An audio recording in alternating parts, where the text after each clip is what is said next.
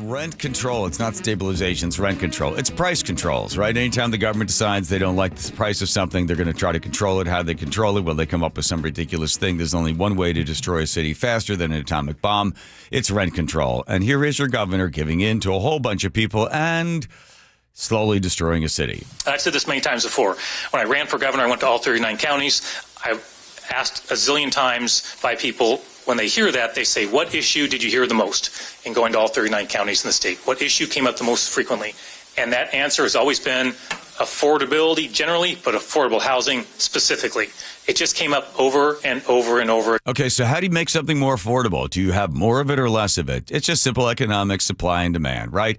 If you have more of something, well, then the price comes down. If you have less of something, the price is up, demand stays high. That means people will pay more for it. So how do you make houses more affordable? Make more houses. Learn some economics. You produce more homes. If you have more homes, you've increased the supply. When demand stays the same and supply goes up, the price comes down. It's really simple. Or if you really want to screw things up, you do this. Again, it doesn't matter if someone lives in North Seattle or in Spokane, in a red jurisdiction, in a blue jurisdiction, didn't matter. I just heard that concern over and over and over again. And that is one that I certainly appreciate. Okay, here's another way to do it.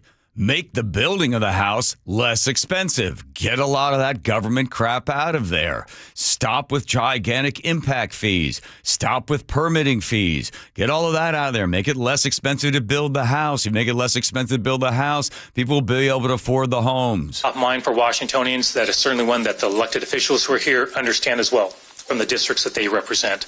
And so I think what you'll see today from the bills is strong bipartisan support from the legislature to get these bills to my desk, which reflects the fact that this is a statewide problem of great concern.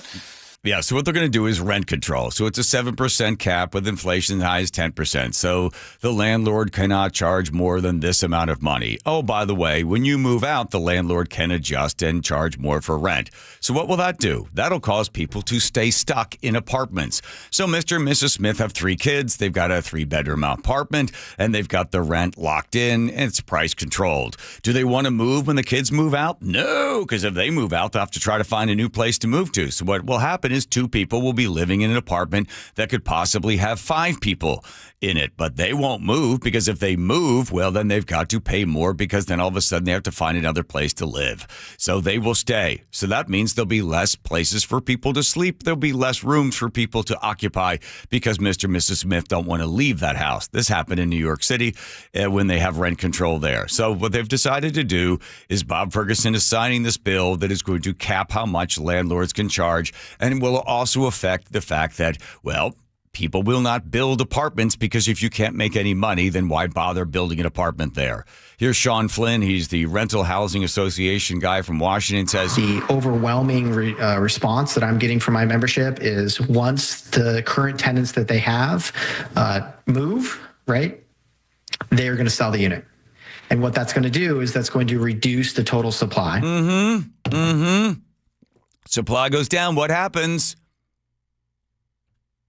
Prices go up. That's what has happened in every market that has tried rent control is it's not worth then for somebody doesn't pencil out if they can't charge enough rent for, to cover the cost of building that housing. Okay, so let's look around and see any examples of any place that's put in rent control and then decided to not have it. Let's see. Oh, yesterday, St. Paul, Minnesota decided to get rid of the cap. They had a 3% cap, and they decided they were going to get rid of that. So because they realized, oh, my gosh, look at this. It's causing more problems than it's worth, and it's not working for us, so St. Paul gets rid of it. And then you look at Oregon. So Oregon came along and did the exact same thing, 7% with inflation locked on top. And what do you know? The number of building permits to build multifamily homes has dropped 68% in about a year and a half.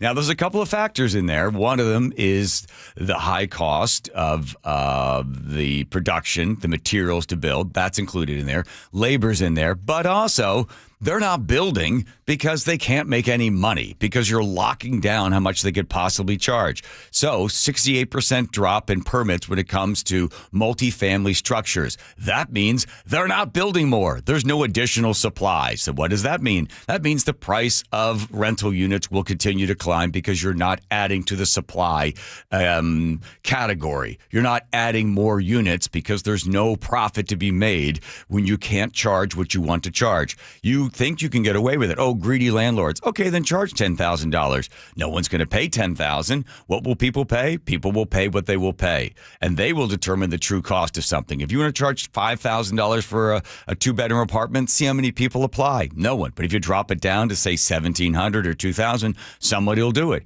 But then you want to be able to encourage the production of more homes. So now Oregon's got themselves a big kick in the ass when all of a sudden they realize, oh, no, we don't understand this. When it comes to Portland's housing permits have plummeted 61%, staggering. They've never seen it this low before. Supply dries up. Supply's drying up. So what happens? The price of rent goes up.